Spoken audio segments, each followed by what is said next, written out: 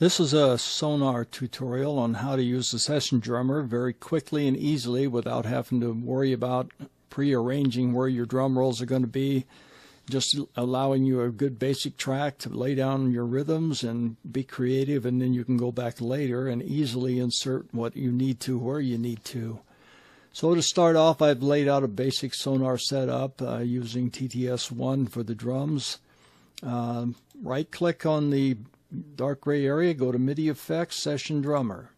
I've pre-selected. The process is to select the category of beat, the ones that you want by double clicking, and you can put them in the order you want. And once you've got them in there and you've kind of satisfied that's what you want, you hit OK or close it out. Now you make sure you have selected the track and go to Process, Apply MIDI Effects.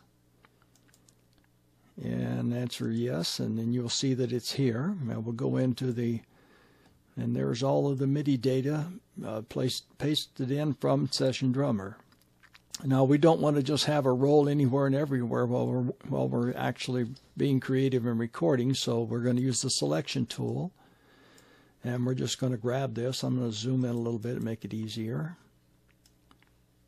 And we're just going to grab this and move it down below C2 somewhere so that it's not in the audible range in the MIDI. And just say replace old with new in this case. Now you'll see that the drums stop playing because these are not audible. Okay, so now what we want to do is we want to select everything from 1 to 8. So take your selection tool and just go like this, back to the beginning, and now that it's selected, you edit copy, events in tracks. Now go to the end of that you just copied, situate your playhead here on 8, and then hit Control V for paste or use the menu.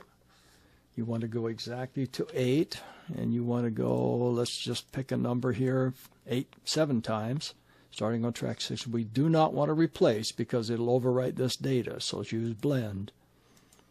Now you can see we've got the drum track that will play, and it plays along, and these are not heard. Okay, so now that you've got that in place, and maybe you've got 6 or 7 of these drum rolls moved down out of the audible range before you copy this. Now that you're ready to put them where you want them, the process is pretty simple. You just leave it where it is, just copy it. So Control C or use the menu system.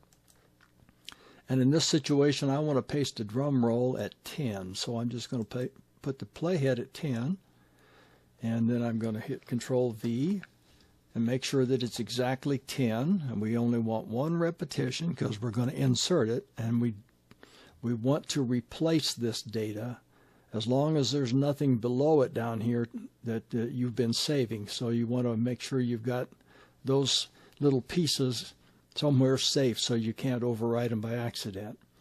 So we're going to replace old with new, and there's your drum roll. The problem is you can't hear it because it's down here where it originally was. So all we do, highlight it, and then slide it up so that the bass drum is lined up with the bass drum. And so I'll just pick that one so I can place it carefully.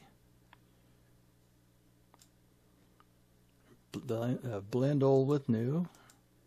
And now we've got the inserted drum roll.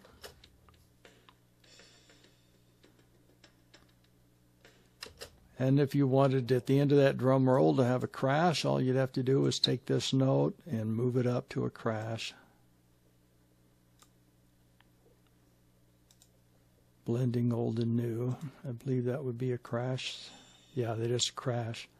So anyway, once you've done that, you've basically got copyable drum rolls right off the MIDI channel that you can paste them wherever you want to in the song according to how you've come up with the arrangement. So that concludes the tutorial. Thank you.